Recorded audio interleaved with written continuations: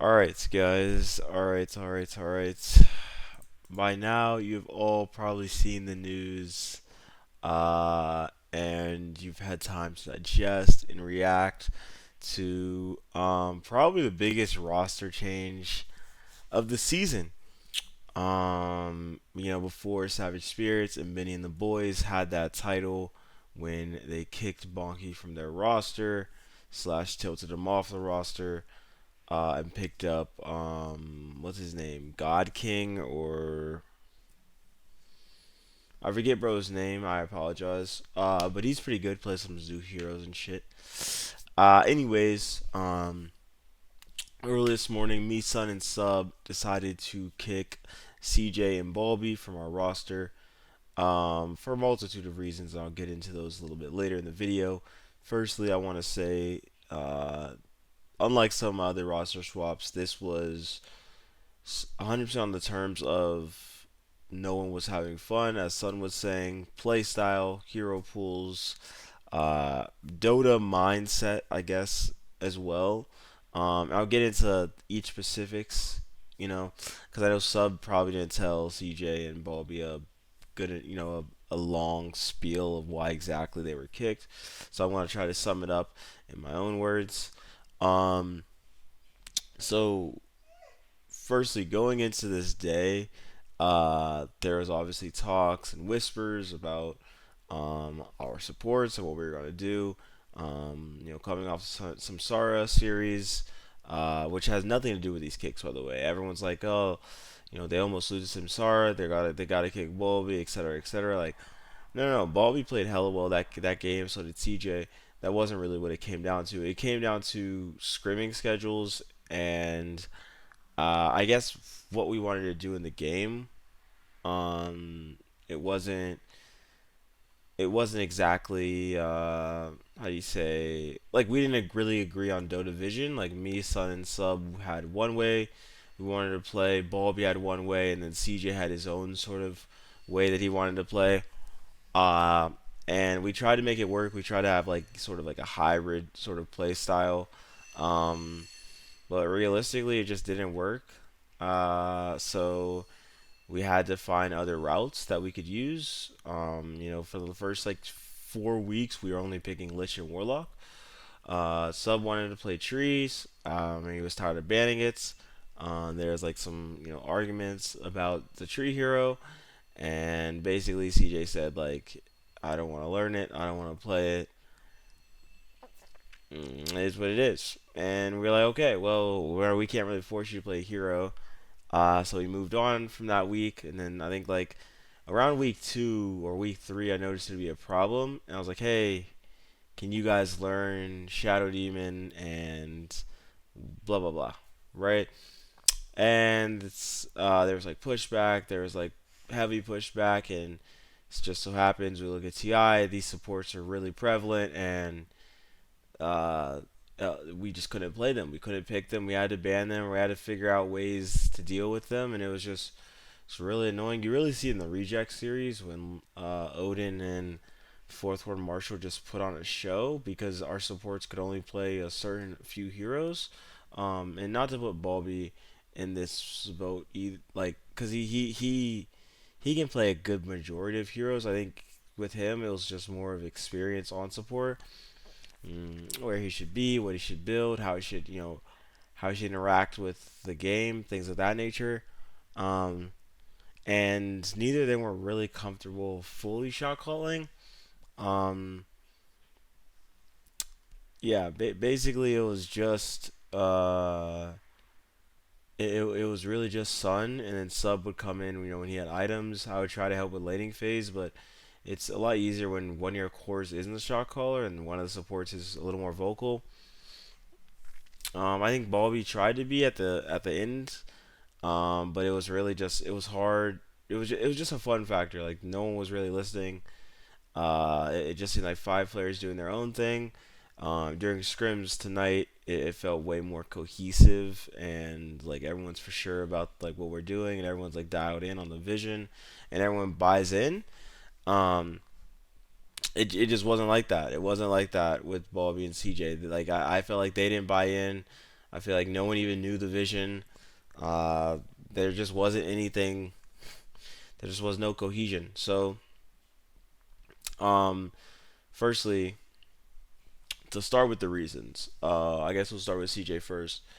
Um, CJ, great guy. Firstly, great player, as many of you know. I think it came just straight down to play style. The way he thinks about Dota as well may be a little bit different than the rest of the team. And then hero pool, like the supports in this bracket slash division are competent supports that can play a lot of different heroes and play a lot of different ways and give you a lot of different looks. With CJ, we felt like it was mostly a standard look. He wanted to play one standard style of Dota, and we felt like I almost felt like it limited us in a lot of ways. So yeah, as well as he wasn't having fun with how we wanted to play Dota, and obviously when you have three people buying in and only and two people not buying in, it hurts the team. So we had to find some out route. This was building for like 3 to 4 weeks, and we like took some losses we shouldn't have, just because of this, and it was a massive issue. And nobody wanted to talk about it, etc., etc. So week 6 came around, and I was like, all right, boys, it's playoffs. Players are coming around. Like we can actually make up a bracket. Let's let's focus up. Like let's at least get it like 2 scrims in this week. And Bulbi was busy multiple days. CJ was busy hella days, which is cool for most teams. But it was like that for like the last 3 to 4 weeks as well, and that was limiting us also, just not having like our full stack to practice with was limiting. So we had to look for other players. Um, with Bulbi, I think with Bulbi coming from like the Greco Jamokin stack, like I could definitely feel like their influence on his Dota play. It's very structured, very strategic, very like fucking line in the sand Dota, and knowing me, Sub, Sun, like we're very out of the box, like crazy um thinkers. So that clashed a little bit. Like he couldn't see some of the hero picks, or couldn't see why we were playing these parts of the maps, or why I wanted to make these certain moves. Um, so it limited us. It was not enjoyable. I have to always argue comms and not have everyone buy into certain comms. Now with the backlash, I understood the backlash. Like reality is, I feel like more people are pissed that we picked up 10 Sibo over the kicking, right? Like it's cool. We want to fake like people care about kicks. Savage did a kick. No one gave a fuck. I think there was like maybe 3 lines of text in the Discord about Bonky getting kicked, and yeah, like no one really gave a fuck. With this kick, it's the same way. There's no. I feel like there's no bad blood between me, CJ, and Bulby. Um, it was strictly business, to be honest. Strictly business. It was strictly like, okay, like let's have fun for the rest of the season. Let's see how far this stack can go. With these guys, I feel like we've peaked. Like we already peaked. And like it's cool. I've been defending kicking since for years. Like going back from like the beginning of this channel. I think one of my first videos I was like talking about how the stigma around kicking in the community is so bad. Like, bro, if players are bad on your team or they don't fit on your team, you can kick them. It is allowed. If you're the captain, we voted. Technically, we don't even have to vote. Like, the captain can really just make the decision.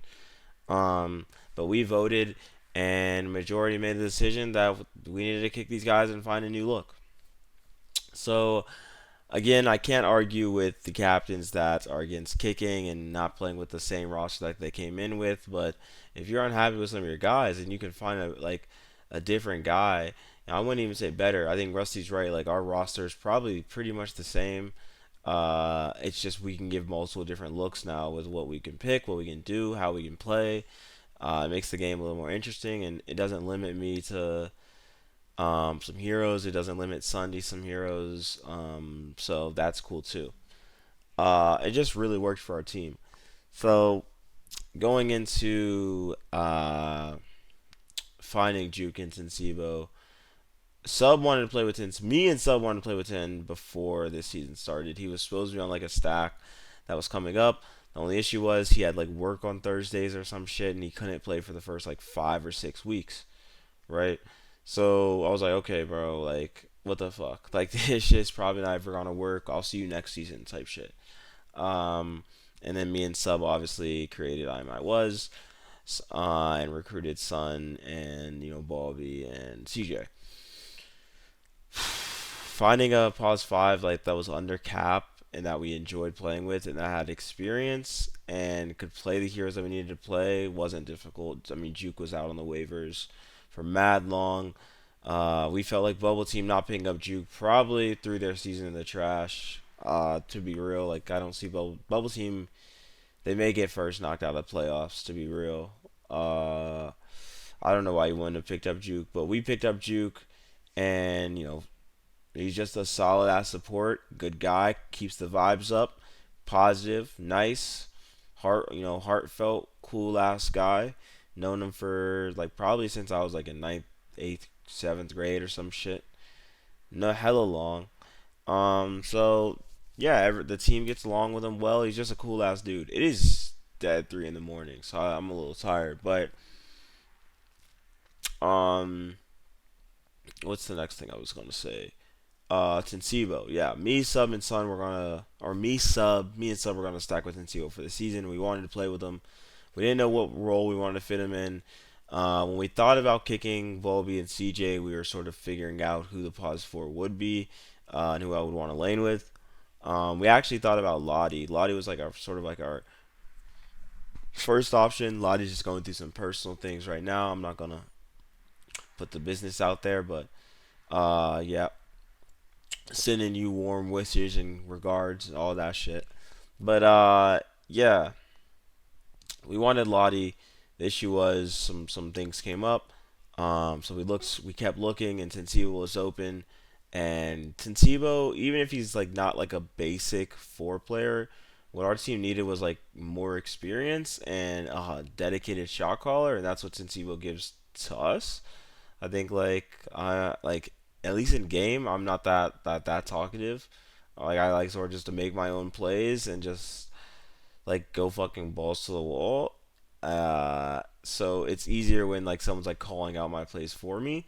That's sort of what Sensibo does, as well as like helps our macro a lot. Like how he likes to play the map, what we are doing, map movements, smokes, wards, all that shit comes through Tensibo now. So it just helps to have a dedicated shot caller. Everyone listens, everyone buys in, everyone we all respect each other's calls and comms, and it's sort of like when you create a team that's so ego heavy, and I'm not gonna like Sun and Sub deserve to be ego heavy. I feel like they've proven themselves as good players.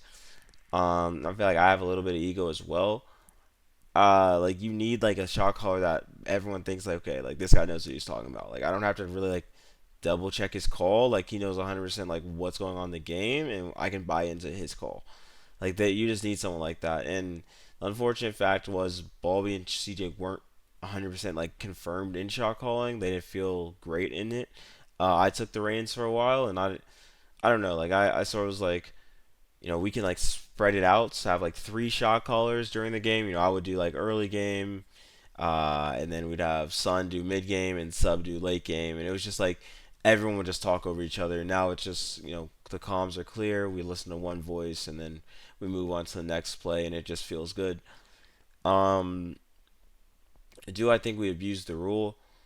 Uh, no. I don't think we abused the rule. I think the rule was set. We followed the guidelines. We looked for players that we could fit into our roster. We kicked players because we're allowed to kick players. Um, yeah, I feel like that's about it. Like there's really nothing else to say. Did we think about circumventing a rule when doing this? No. Like I'll leak all our DMs. Like there was no there was no scandal or trying to break the rules or something like that. We saw good players on the waivers and we picked them up. Like if If you want to win with your team right now, you can be a Damian Lillard with no rings. You can be a great player with no rings. Absolutely no rings. And that is what you'll be, a great player with no rings. And then you'll get old as hell and you'll start trying to chase rings with, some other dude. Right? But like in my opinion, like if you've been around for as long as me, what's the point of playing unless you're ring chasing, to be real? And not that this was a ring chasing move, but that's always in the back of my mind, right? I have to find ways that my team can get better, even though if on paper my team is really great, and it was good. Like CJ and Bulbi are great players, and like on paper our team should be great, but there's just something that wasn't clicking. So we obviously had to find ways to help that, or our season would have been done and we would have wasted all this fucking time. So we followed the rules, and I honestly encourage other teams to. I think it'd be really interesting if players like had to be held accountable as well. You know what I mean? If a player's playing bad, he should be held accountable and potentially kicked. It's cool y'all have friends and shit, but at the end of the day, like it, friends don't win leagues, in my opinion. Good players do. So if you can make friends with good players, that's great. But yeah, I don't know. As I say, like friend stacks don't really win A2L unless there's like off seasons, but competitive seasons, like I don't know. At least the stacks that I've been on, the stacks I've seen, like they're not 100% friends. Like helmets on would be like the friend stack I would think of, right?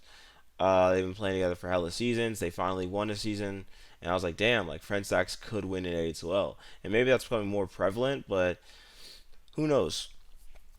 Who knows? I don't think there was like that but much backlash needed. Just like 2 seasons ago when we did the same shit with Chev, I don't even think there was that much backlash needed there.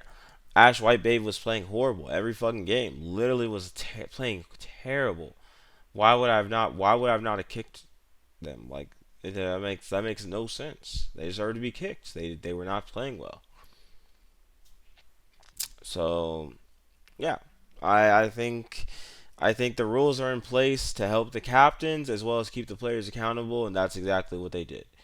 Um, Sensible was literally on waivers for what 5 6 weeks looking for a team. Anyone could have picked him up. Juke was on waivers the whole season. Anyone could have picked him up.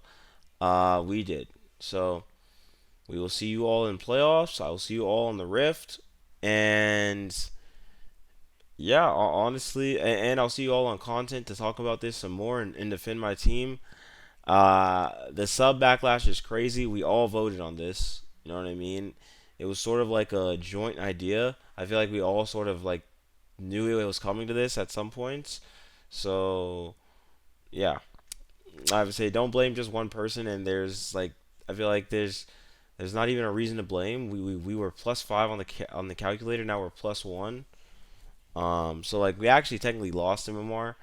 This was just a decision internally that was better for all three of us, and less of a competitive advantage sort of decision.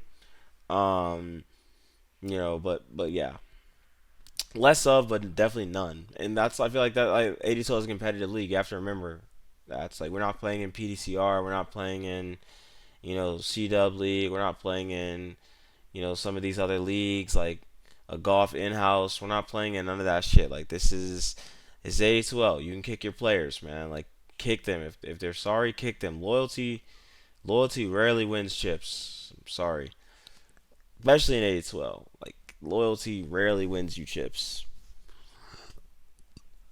Um, and yeah, I hope you guys have a great, fantastic day. If you made it to this end of the video, man, what you rocking right now? What you wearing right now? Where you at right now? You in bed? You in a chair? What you doing right now? How you feeling? How you feeling? You know what I mean? And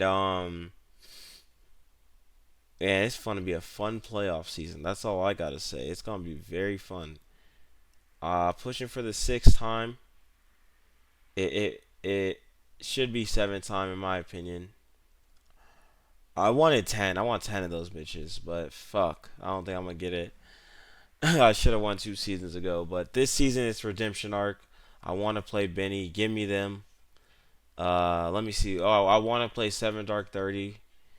Would love to play I mean, apparently Core doesn't want to play us, so I can't even say I would love to play them.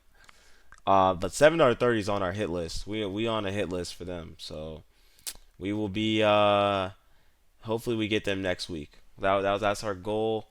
Or first week of playoffs in the upper bracket would be another goal. I would love to face them, and we want go play offlane again too. Jamie's been talking crazy. Jamie's been talking crazy, dude. I don't know, bro. You taking that Nest flame out on me? Leave that shit to Nest, bro. But yeah, I'm gonna catch y'all, man. It's been a good one. But let me know what y'all wearing right now. What y'all got on?